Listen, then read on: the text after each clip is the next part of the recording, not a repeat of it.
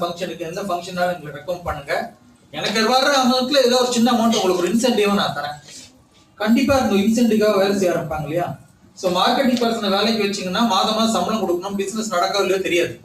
ஆனா இந்த மாதிரி இன்சென்டிவ் பேஸ்டா ஒரு 10 பேரை வச்சிருந்தீங்கன்னா அவங்க ஒரு கல்யாணத்துக்கு ரெஃபர் பண்ணாங்கன்னா ஒரு 2 ரூபா 3000 5000 கொடுங்க. அவங்களுக்கு நீங்க 1 lakh 1.5 லட்சம் வாங்கும்போது உங்களுக்கு 5000 கொடுங்க, 10,000 கொடுங்க. இந்த 10,000க்கு அவங்க ஒரு மாசத்துக்கு ஒரு ஆளை பிடிச்சி கொடுப்பாங்களா இல்லையா? ரைட். ஸோ மார்க்கெட்டிங் பர்சன் இது மாதிரி வர்ற ஆள்கிட்ட நீங்க பேச்சு கொடுத்து பாருங்க, எத்தனை பேர் இன்ட்ரெஸ்ட்னு சொல்லி பாருங்க. அந்த ஆள்கிட்ட நீங்க பிடிச்சிட்டீங்கன்னா உங்களுக்கு மார்க்கெட்டிங் ரொம்ப ஈஸியா இருக்கும். உங்க தொழில இருக்கிற சவால்கள் என்ன, மற்றவங்க வெற்றி பெற்றவங்க அந்த சவால்களை எப்படி சமாளிச்சிருக்காங்கன்னு பாருங்க. இன்னொரு பார்லர் வச்சுக்கோங்க, அவங்களுக்கு என்ன மாதிரி சவால்கள்லாம் வந்திருக்கு, அந்த சவால்களை அவங்க எப்படி சமாளிச்சிருக்காங்கன்னு பாருங்க. அதுல இருந்து நீங்க என்ன கத்துக்கிறீங்க? நீங்க ரெடியா இருந்தீங்கன்னா இந்த மாதிரி சவால்கள் தான் வருது, இந்த சவால்கள்லாம் ரெடியா இருந்தீங்கன்னா அடுத்த கட்டத்துக்கு நீங்க தாவ முடியும். இல்லைன்னா இதுக்கே நான் முடிச்சுட்டு இருக்கோம். ஃப்ரீக்வென்ட்லி ஆஸ்க்டு கொஸ்டின் சொல்றேன். நேற்று இன்சூரன்ஸ் பத்தி ஒருத்தர் ட்ரைனிங் கொடுத்துருக்கோம் சொன்னேன். இன்சூரன்ஸ் துறையில அவங்களுக்கு ஃப்ரீக்வென்ட்லி ஆஸ்க்டு கொஸ்டின்ஸ்க்கு என்ன கேள்வி கேட்பாங்கன்னு என்ன பதில் ரெடியா இருந்தா யார் வேணாலும் மீட் பண்ணலாம். இப்படி கேட்டா அவங்க கேட்பாங்களா சார் அப்படிங்கிற மாதிரி இருந்தா நம்மளால பண்ண முடியும். Right right. So marketing part தெரிஞ்சுக்க வேண்டிய விஷயம், எத்தனை பேருக்கு உங்களுடைய அறிமுகம் மாறீங்க, எத்தனை பேருக்கு நீங்க ரீச் ஆகுறீங்க, அது நீங்க கண்டிப்பா தெரிஞ்சுக்கணும். ரைட்டா? ரீச் ஆனா தான் பிசினஸ் போக முடியும்.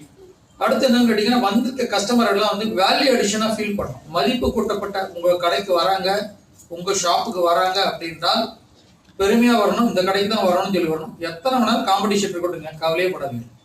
போட்டியாளர்களை பத்தி கவலைப்படாதீங்க. போட்டியாளர் இருந்தால் தான் நம்ம வளர்ச்சி அடைவோம். போட்டியாளர் இல்லைன்னா வளர்ச்சி அடைய மாட்டோம். உங்க கடையில உங்க தெருவில் 4 கடை வரட்டுங்க, 4 பார்லர் வரட்டுங்க. ஆனா உங்க பார்லருக்கு வந்துட்டு போறவங்க உங்க பார்லருக்கு தான் வரணும். திருப்பி இன்னொரு பார்லர் போய் டேஸ்ட் பண்ண விட்டுறக்கூடாது. நான் அப்படிதான் சொல்லுவேன். எனக்கு ட்ரைனிங் போடுறப்ப நான் ட்ரைனிங் போனோம், நான் ட்ரைனிங் நான் வர முடியல, எனக்கு வேற இடத்துல புக் ஆயிருக்கு அப்படின்னா இன்னொரு ட்ரெயினை நான் விட்டுட்டேன் அப்படின்னா என்னோட பாசிட்டிவ் கொஞ்சம் கம்மியாக வாய்ப்பு இருக்கு. ஆனா நான் பண்ற விதத்துல இந்த ஆளை கூப்பிட்டா தான் இந்த ரிசல்ட்ஸ் வரும்.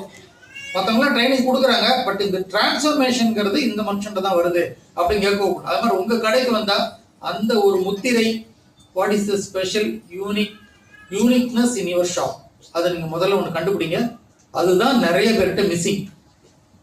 உங்க கடைக்கு நான் ஏன் வர வேண்டும்? 4 கடை இருக்குது. இந்த 4 கடையில உங்க கடையை நான் ஏன் சூஸ் பண்ணணுங்கிறதுக்கு 2 விஷயம் உங்கள்கிட்ட சொல்றதுக்கு இருக்கணும். அதுதான் யூனிக்னஸ், தனித்துவம். உங்க கடையில இருக்கிற தனித்துவத்துக்காக மக்கள் வந்தாங்கன்னா பிசினஸ் நிற்கும். இந்த தனித்துவம் நல்ல பவர்ஃபுல்லா இருந்தா கட்டணம் ஒரு பெரிய விஷயமே கிடையாதுங்க.